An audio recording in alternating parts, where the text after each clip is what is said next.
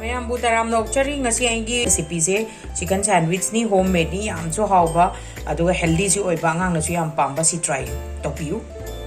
aina lauri ba chicken se pawang gi chang do ram gani se keno chicken piece matong atani piece mari manga lauraga aham bada ising khara laurani ising sida boil to ko se adara koina boil to basida minute manga natraga minute tara matam do mo haijarake ado dugi changda boil tawrsi sida ke hapkadamne haibada ahambada thungara hapkadabani ado pepper se tare nipan muk hapchalani aduga ina lawdori se long pan se manga piece manga taruk lawrani aduga dalchini se igi ham leram dre kitang ka hapcharage horen powder oina kitang chaisalasu ai hoji dalchini machin ka hapiu aduga thumje sida boil to busida thumje ya hausi thumje sigi changda khara yam dina tabada sigi changda taraga mase makhum kupaga matang boil to hosi steam lawga piece to kitang munna ba sina makhum kupase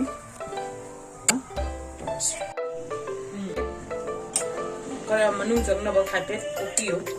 nusi je yara ani mini manga mukti hele yara ani chicken je kitang sok oraga kitang mun babo chekai ba yabu to bani amukti phajale adu mulak tore ngatang mini ani di to hije adu to men je bread ke ready to se I sandwich sigi aina lawri je bread je white bread lawre brown bread logi su any bread yum da leba available bread lobi adu ai nga sigi sandwich se angang na su pamba chicken sandwich tam tawrage ado alternatively di season gi matungina gajar oiro gajar gi tobya ai thabi gi tobya dum adu gi matungina pam matungina flavor matungina tobiyo ado ai ngasi togdoi se haw na bai damak ta ko gi telo mana se spring onion se siju na soiraga dum hape ai ado aina lauri ba ngasi se mayonnaise ni mayonnaise laure bread laure chicken ga aduga angang na pam bai di cheese se wena khara hapke aduga adongi taste ki matungina tobiyo aina changa tori bise sidana natana some herbs khara yause adu yum areba aina lai aigonda lai bise organo ni ado organo se khara chaisin be ai tidi option ni adum flavor gi damakta dum happy razu ai adu light available gi matu adu dum yubiyo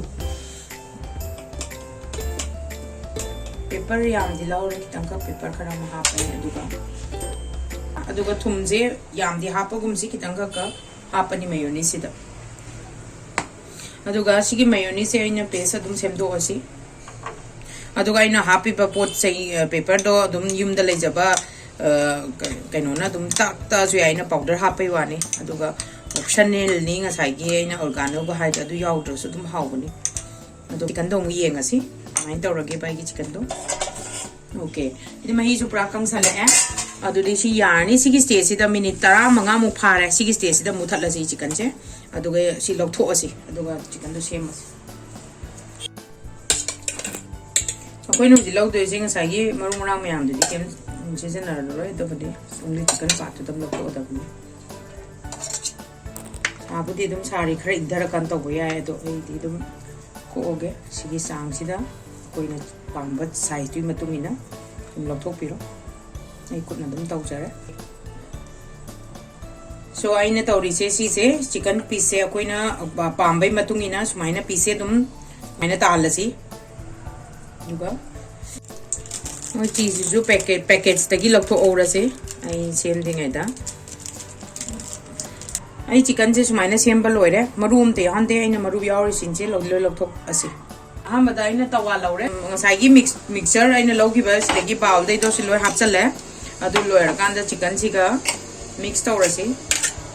hazana mix tawrasi loina chicken tu su mayonnaise su changna ba aduga aina huji tawdori se once mix tawra loira kanda bread lawrase ngasai logi ba bread to ngasai bread sida sige kem na te yam easy ni simple ni haujo hauba angang no su pamba ma panda phangba pot to akoina yumda dum semja ba yare adu su hygienic su oiba aduga aina ngasi tawri je only chicken ni adu yumda season matungina kaino se gajar ro se ai thabi ro se adu torgo mayonnaise ta yam laina nga yam so hauba nga su yam pamba smaina loire stuffing se aduga cheese is optionally hapasu ya haptru su ya adu ai di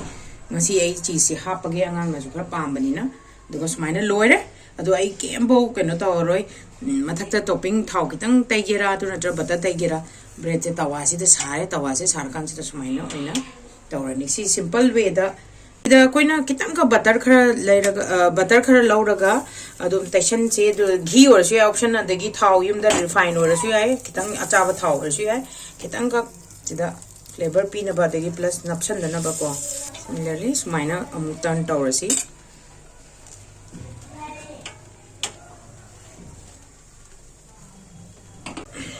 di preto yara brana okay yare sige side su aduga ngahak minute ani muki sang da nakan je phajana torasi bread se roast torasi aduga cheese se mapan da yam mesalur su cheese thole mayonnaise se sumaina si yarani si ready ora yam line simple loina sandwich yum da tawjabani try tawbiu angang su yam pambani yam so hawbani ready ora easy and simple sandwich hoje aina tawdori se amu bread se amglorasi aduga same thing pot se hapasi ko bread khai to loina amuka sum tawrasi aduga hapasi hoje aina taw lawgodoru se griller da di lawdi griller da tawrasi griller da law kan da sahale grill se already sarabani one bread lawrani same thing akoina kamai adum ki choice ki matungina tawbiu naduga griller do komme yare magi mai se signal pe hai done jana haurni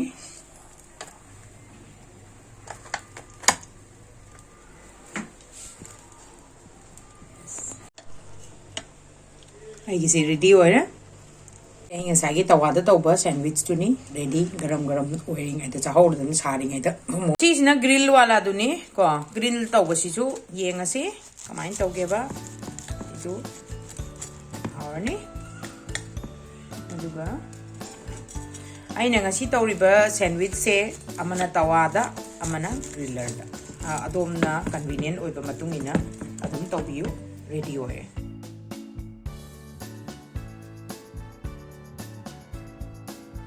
video se pambiradi subscribe amasung like comment to view share to view thank you for watching